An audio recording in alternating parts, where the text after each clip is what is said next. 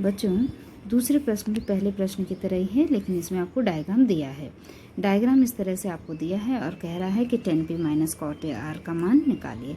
तो सबसे पहले आपको क्या निकाल लेना होता है, तीसरी भुजा निकाल लेना होता है पाइथागोरस प्रमेय से।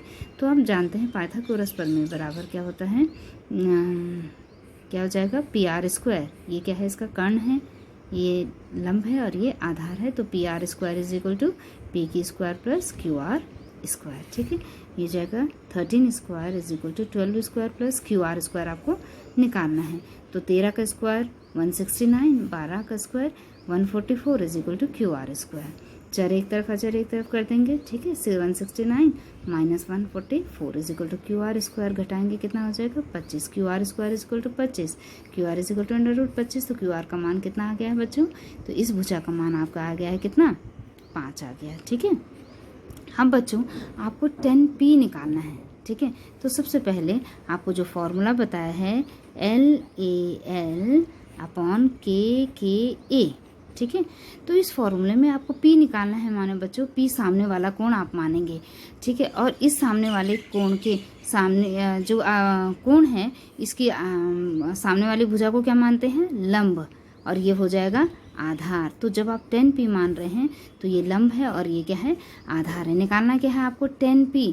तो 10 बराबर होता है, 10 थीटा होता है लंब बटे आधार। तो लंब कितना है इसका 5 और आधार कितना है 12। तो लंब बटे आधार कितना हो गया 5 बटे 12। इसी तरह से कॉट आर निकालना है आपको, माने आर माने सामने वाली भुजा। तो जब आप आर निकालेंगे तो ये लंब हो जाएगा और ये आधार हो जाएगा, इंटरचेंज हो जाएंगे। तो कॉट आर कॉट थीटा बराबर होता है आधार बटे लंब। तो आधार बटे लंब, इस स्थिति में आधार कितना है 5 और लंब कितना है 12 है। तो ये कितना हो गया 5 बटे 12।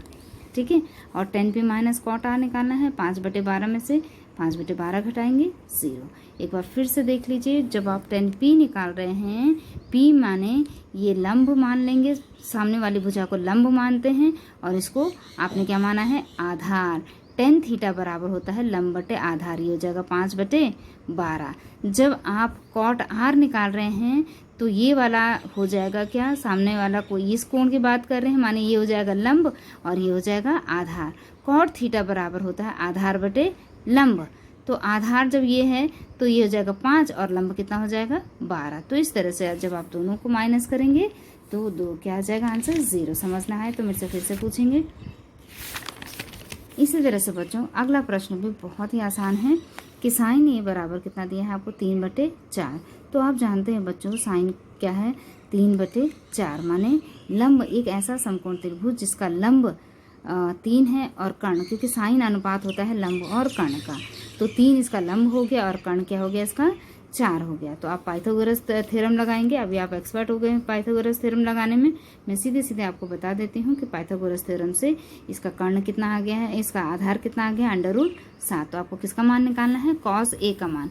ठीक है, तो कॉस ए आपको पता है कॉस थीटा बराबर होता है आधार बटे कर्ण। ठीक है, तो आधार बटे कर्ण होता है। तो आधार कितना है इसका, अभी आपने निकाला, इसका आधार है अंडर रूट 7 और कर्ण कितना हो गया 4। और क्या निकालना है आपको 10a। 10 बराबर होता है लंब बटे आधार। तो कितना हो गया 3 बटे अंडर रूट 7, ये आपका मान हो गया है। तो इस तरह से आपने ये कर लेना है। ठीक, इसी तरह से बच्चों ये प्रश्न है अगला, ये 5वां प्रश्न है। इसमें क्या किया है आपने 13 बटे 12 किया है। 13 बटे 12 किया है, वही पाइथागोरस थ्योरम लगाएंगे।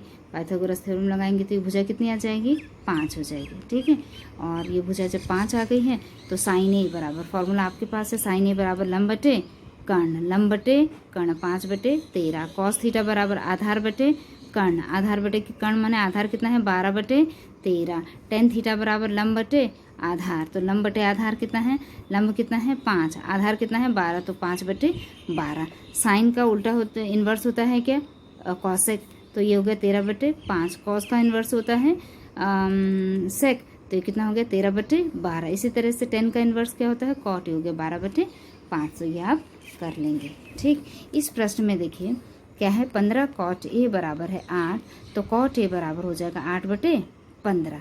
आपको मालूम है कि कॉट किसका अनुपात होता है आधार बटे लंब का अनुपात होता है। माने एक ऐसा समकोण त्रिभुज जिसका आधार 8 है और जिसका लंब कितना है 15 है, तो ये आपने मान लेना है, 8/15 मान लेना है। ठीक, तो जब आपको 8 मालूम है 15 मालूम है तो आप इसका क्या निकालेंगे, पाइथागोरस थ्योरम से इसका कर्ण निकालेंगे। ठीक है, तो 200 कर्ण का वर्ग, लंब का वर्ग धन आधार का वर्ग कितना हो गया, 15 का वर्ग 225, 8 का वर्ग कितना हो गया 64, 289 हो गया।